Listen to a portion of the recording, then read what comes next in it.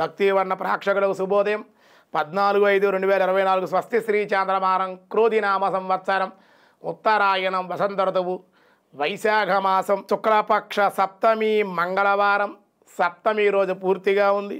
పుష్యమి నక్షత్రం మధ్యాహ్నం 3:07 వరకు, వర్జం తెల్లవారుజాము 4:53 వరకు, దుర్ముహూర్తం ఉదయం 8:05 నుండి 8:56 వరకు, దుర్ముహూర్తం మళ్ళీ రాత్రి 10:48 నుండి 11:33 వరకు, సూర్యోదయం 5:32, సూర్యాస్తమయం 6:19, అమృత గడిల ఉదయం 8:21 నుండి 10:02 వరకు, రాహుకాలం మధ్యాహ్నం 3 గంటల నుండి 4:30 వరకు రాహుకాలం ఉంది. ఈరోజు శుభ సమయం లేదు. ఈరోజు గండయోగం ఉదయం 9:35, గరంజి సాయంత్రం 5:23.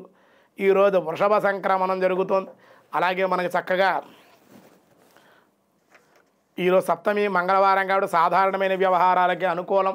దినారంభ చక్రాన్ని బట్టి మేష, వృషభ, మిథున, కర్కాటక రాశి వారికి మిశ్రమంగా ఉంది. సింహ, కన్య, తుల, వృశ్చిక రాశి వారికి కూడా మిశ్రమంగానే ఉంది. ధనస్సు, మకర, కుంభ, మీనరాశుల వారికి కూడా సామాన్యంగానే ఉంది అని చెప్పడం జరుగుతోంది. విష్ణు సహస్రనామంలో ఇంకా ఈరోజు ఏం చెబుతున్నారో చూద్దాం.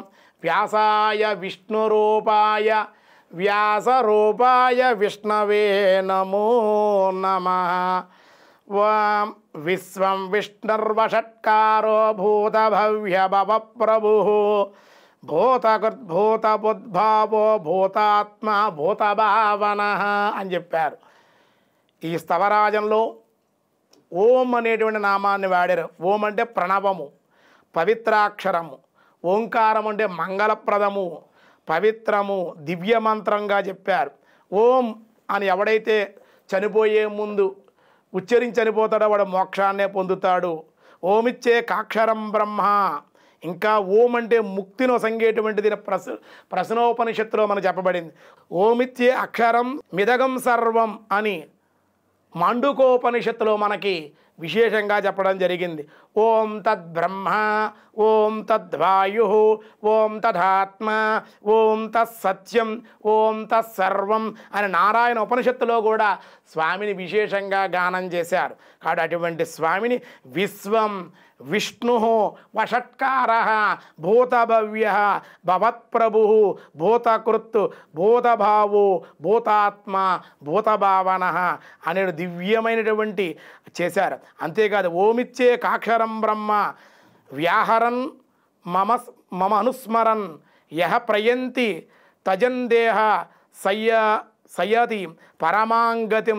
ఎవడు ఓంకారాన్ని స్మరిస్తూ దేహత్యాగం చేస్తున్నాడో వాడు పరమగతినే పరమాత్మగతిని పొందుతున్నాడు, పరమాత్మ లోకాన్ని పొందుతున్నాడు.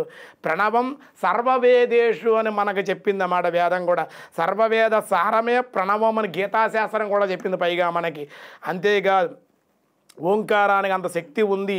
ఓం అదహ అనే 2 శబ్దాలు కూడా సృష్టి ప్రారంభంలో బ్రహ్మదేవుడి కంఠం నుండి ఆవిర్భవించాయి. కాబట్టి ఓం అదహ అనేటు చాలా పవిత్రమైనటువంటి నామాలుగా మనకి చెప్పారు. అందుకే ప్రతి మంత్రానికి కూడా ఓం ప్రణవం చేర్చే ఉంటుంది అన్నమాట. అటువంటి స్వామి యొక్క తస్య వాచక ప్రణవ, భగవానుడి యొక్క నామాలు ప్రణవమని పతాంజలి మహర్షి కూడా మనకి తెలియజేశారు. అందుకే ఓం అనేది భగవన్నామంగా గీతాశాస్త్రంలో కూడా మనకి తెలియజేశారు.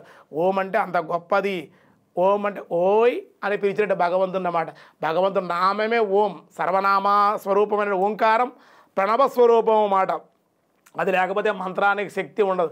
అందుకే ఓం ద్వారానే చెయ్యాలి అని స్వామి యొక్క దివ్యమైనటువంటి ప్రణవస్వరూపమైనటువంటి ఆ విశ్వస్వరూపుడైన పరమాత్మని విశేషంగా వర్ణించడం జరిగింది. మిగతా విషయాలు రేపు చూద్దాం. ఈరోజు స్వస్తి. వ్యాసాయ విష్ణురూపాయ వ్యాసరూపాయ విష్ణవే నమో నమః.